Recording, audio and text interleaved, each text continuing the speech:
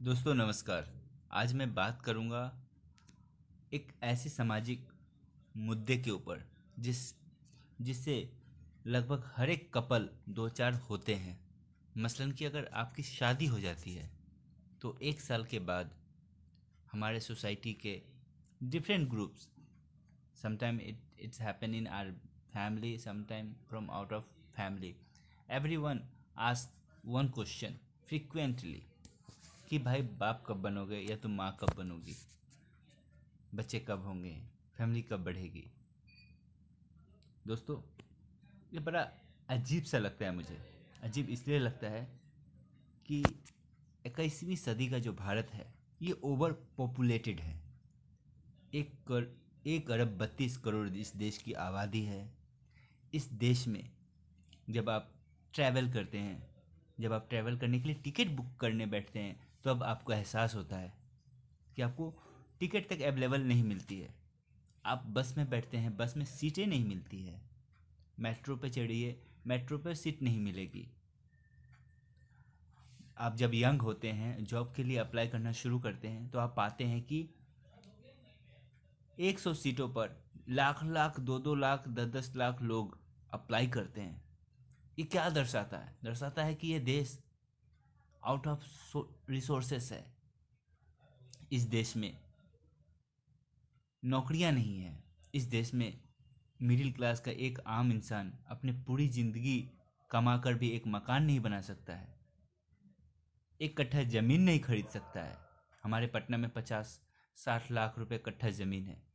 मुझे नहीं पता, दो आई एम अ जर्नलिस्ट, ठीक ठाक पैसे कमाता हूँ, पर मुझे आई एम रियली अनसर्टेन कि मैं पैसा उतना पैसा कमा पाऊंगा कि नहीं जिससे कि मैं एक ज़मीन का टुकड़ा खरीद सकूं। देश में पीने का शुद्ध पानी तक नहीं है। यही वजह है कि मिनरल वाटर देखिए कितने सारे बिकते हैं। तो कहने का जो मतलब ये है कि ये सवाल क्यों पूछा जाता है एवरी न्यूली मैरिड कपल से कि आप पेरेंट्स कब बनोगे। मुझे लगता है इस हमारा देश उस मुकाम पर पहुंच चुका है जहां पर माँ बाप बनना, पेरेंट्स बनना बिल्कुल गैर जरूरी है, क्योंकि इंसान का इनकम ही इतना नहीं है। आप जब शादी करते हो तो आपकी खर्च बढ़ जाती है, आपके पेरेंट्स की जिम्मेदारी आपके कंधे पे होती है, आपके घर की दूसरी जिम्मेदारियां होती हैं। केवल क्योंकि सोशल प्रेशर आ रहा है, क्योंकि सर्टेन ग्रुप्स आप पर सोशली प्रेशराइज कर रहे हैं। आपके दोस्त हमेशा पूछते हैं, खासकर आंटियां, वो तो पीछे ही पड़ जाती है, मौसी बुआ फलाना ढेकाना ये लोग।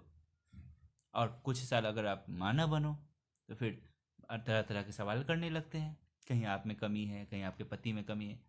मतलब मुझे समझ में नहीं आता लोगों को किसी निजी जिंदगी में क्यों झांकना। दोस्तों, ये वीडियो बनाना इसलिए ज़रूरी था ताकि अवेयरनेस फैले हम सब में कि पेरेंट्स बनना बिल्कुल गैर ज़रूरी है इस देश में। क्योंकि आप एक अच्छा जीवन अपने बच्चे को इस देश में दे पाएँ, ये बड़ा मुश्किल है। अनटिल अनलेस आप फिनेंशियली बहुत साउंड हैं, बहुत पैसे वाले हैं, तब तो ठीक है। लेकिन अगर मिडिल लोअर क्लास से अगर आप बिलोंग करते हैं तो आप पेरेंट्स बनने से पहले अपनी स्थिति देखिए, ना कि सोशल प्रेशर देखिए।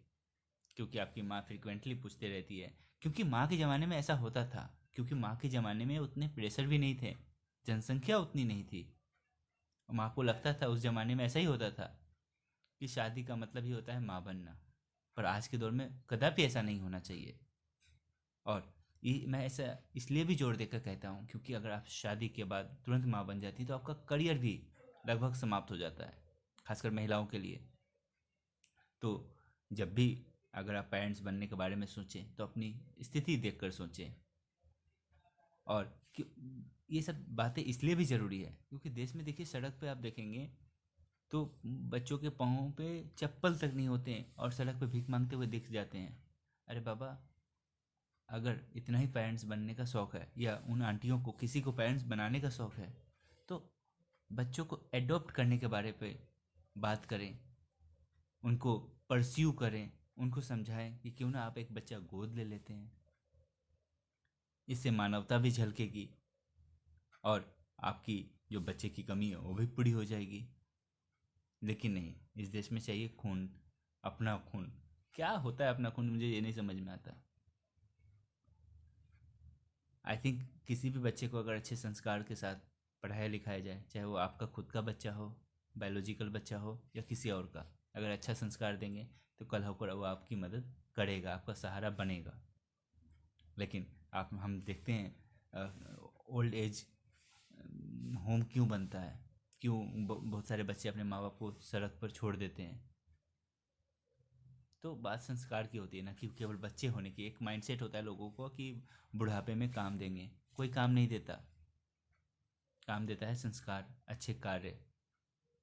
और अगेन अंततः मैं यही कहूँगा कि this country is no more very good for living.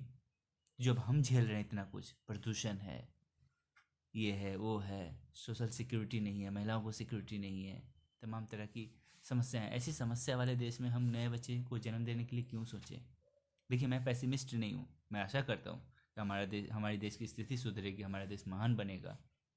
लेकिन हमारा देश ओवर पॉपुलेटेड है, जनसंख्या का बहुत ज़्यादा बोझ है इस देश पे। तो हमें डिस्करेज करना चाहिए कपल्स को, ताकि वो कम बच्चे पैदा करें या बच्चे पैदा ना करें, ना कि उनके पीछे पड़ जाएं, बच्चा पैदा करो बच्चा पैदा करो।